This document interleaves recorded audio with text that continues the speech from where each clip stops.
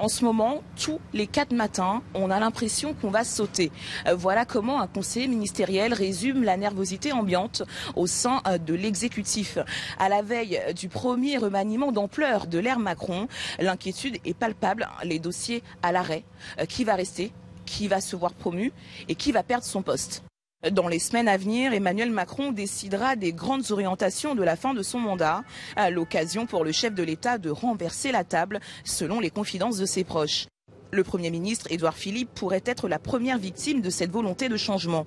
Ce proche d'Alain Juppé, marqué à la droite et inflexible sur la réforme des retraites, pourrait être incompatible avec une deuxième partie de quinquennat qu'Emmanuel Macron voudrait plus sociale et écologique. Édouard Philippe, actuellement en lice pour la mairie du Havre, où il est crédité de 53% des intentions de vote, pourrait décider de se consacrer à sa ville s'il venait à remporter le scrutin. Les prétendants ne manquent pas pour le remplacer à Matignon.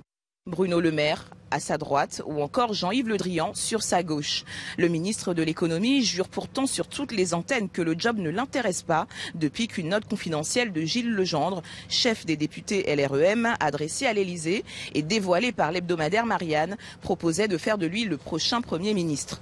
Parmi ceux dont le poste est menacé, on peut citer la ministre du Travail, Muriel Pénicaud, ou encore Elisabeth Borne, la ministre de la Transition écologique et solidaire. Mais c'est surtout parmi les ministres dits régaliens que le bât blesse.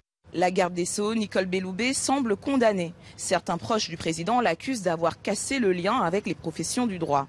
Idem pour son collègue de l'Intérieur, Christophe Castaner, plus que jamais fragilisé par le mouvement contre les violences policières et le rejet qu'il inspire à ses troupes.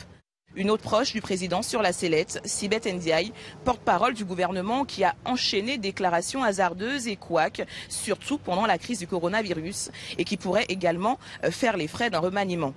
Parmi ceux qui devraient rester, chacun avance ses pions, comme la très médiatique secrétaire d'État à l'égalité entre les femmes et les hommes, Marlène Schiappa, qui déclare vouloir faire plus. À l'heure actuelle, les intentions du chef de l'État restent nimbées de mystère. Le remaniement et la question du futur Premier ministre seront un indicateur politique fort de cette deuxième phase du quinquennat.